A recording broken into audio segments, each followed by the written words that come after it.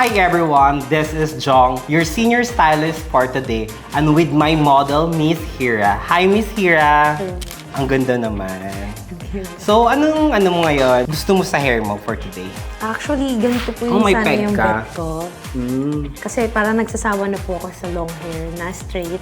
Parang iba naman po. So, may face framing po siya. Then, how about the color?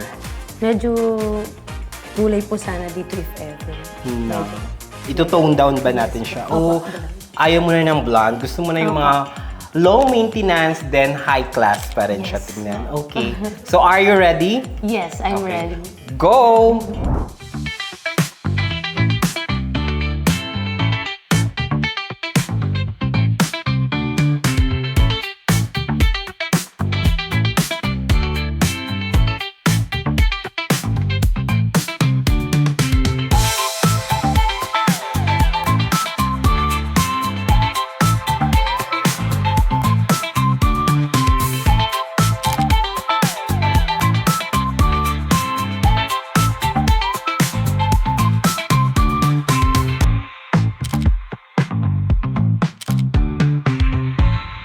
And now, we are back sa another hair transformation ng ating model for today. So, ko-consult natin siya kung ano ang feeling niya sa hair niya about sa kanyang hair transformation. So, ma'am, anong masasabi mo sa yung hair transformation? Actually, nagustuhan ko talaga yung kulay niya. Hindi siya too dark, not too light din. So, perfect siya.